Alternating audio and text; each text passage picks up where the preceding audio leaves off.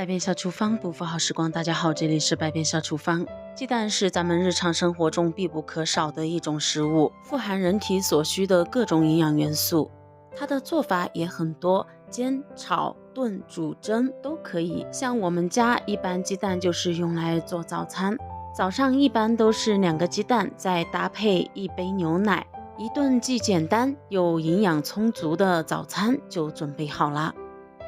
虽然鸡蛋的营养丰富，但是它的价格涨涨跌跌，漂浮不定。好不容易遇到超市打折，买了好多回去准备囤起来，但是保存鸡蛋却成了一个大问题。因为鸡蛋也有保质期，如果是冬天的话，常温保存下可以保存15天；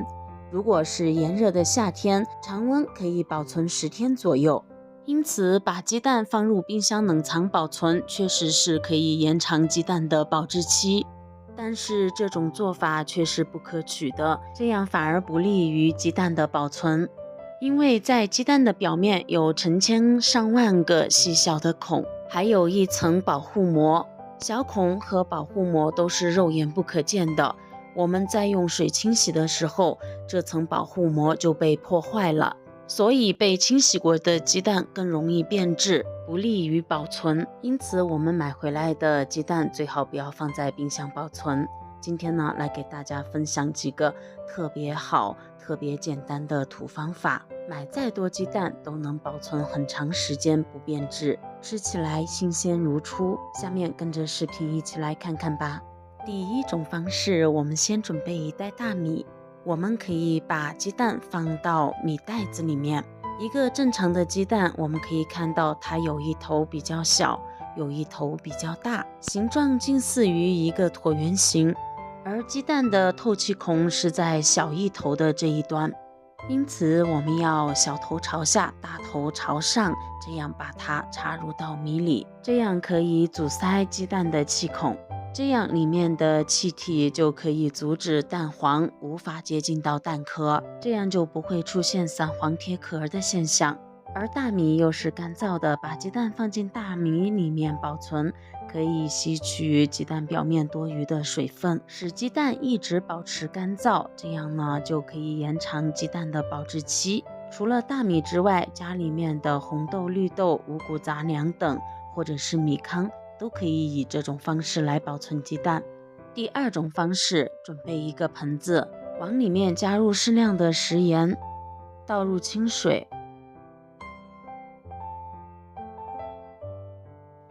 用1个小勺搅拌至食盐完全融化，再把需要储存的鸡蛋依次放进去，放在里面浸泡3分钟。泡好的鸡蛋用纸巾擦拭干表面的水分，然后依次摆放入蛋托里。同样的方式，方向不要搞反了，小头朝下，大头朝上，这样立体摆放。食盐具有很好的消毒杀菌的作用，经过盐水浸泡过的鸡蛋呢，它的鸡蛋壳表面是呈一个无菌状态的，放在家里面阴凉通风的地方，可以保存很长的时间。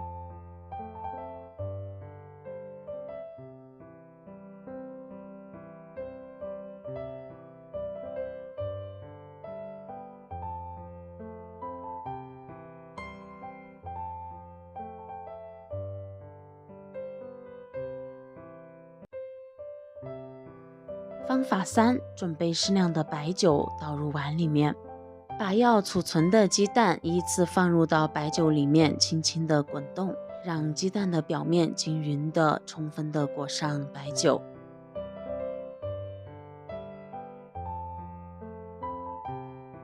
白酒可以很好的将鸡蛋壳进行消毒杀菌，能够保护鸡蛋壳不被细菌侵入。裹好白酒的鸡蛋依次摆入到蛋托里面，依然是小头朝下，大头朝上，这样立体摆放，然后也放在家里面阴凉通风的地方。这种方式也可以有效的延长鸡蛋的保存时间。第4种方法，也准备一个小碗，往里面倒入适量的食用油，然后把要储存的鸡蛋依次放入到油里面，轻轻的滚动，让鸡蛋的表面均匀的裹上一层食用油。这里所要用到的食用油一定是植物油。食用油也具有很好的保护作用，它可以隔绝空气中的水分以及其他有害物质，能很好的在鸡蛋壳的表面形成一层保护膜，堵住鸡蛋壳表面肉眼看不见的气孔，能够特别有效的保护鸡蛋不受细菌的侵扰，同时又能保证鸡蛋壳自主呼吸，保证鸡蛋的新鲜。裹好油的鸡蛋依次的摆放入蛋托里面，摆放鸡蛋的时候只能小头朝下，大头朝上，绝对不能横着摆，或者是让鸡蛋平躺着。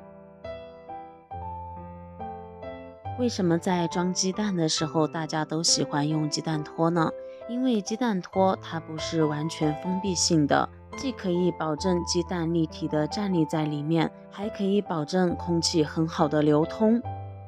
最后把摆放到鸡蛋托里面的鸡蛋摆放在家里面阴凉通风的地方保存，可以放很长的时间都不会变质，不会坏。以上这些就是咱们平时保存鸡蛋的一些土方法啦。这些方法中你用过哪一种呢？你又觉得哪一种方式最有效呢？你最喜欢哪一种方法来保存呢？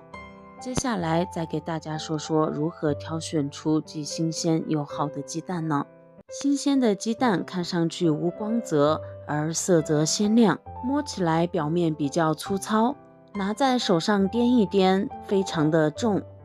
然后再用手摇一摇，里面没有水样感的摇晃声音，那么就是新鲜的鸡蛋。这些鸡蛋保存的方式和挑选鸡蛋的技巧都分享给大家了。制作视频不易，如果你觉得这个视频对你有所帮助，那么请用你发财的小手给我点个赞吧。您的每一次点赞和支持都是我最大的前进动力，感谢您的关注与支持。点击我的头像可以观看更多家常美食的做法。那好了，我们今天的分享就先到这里了，感谢你收看，我们明天不见不散，拜拜。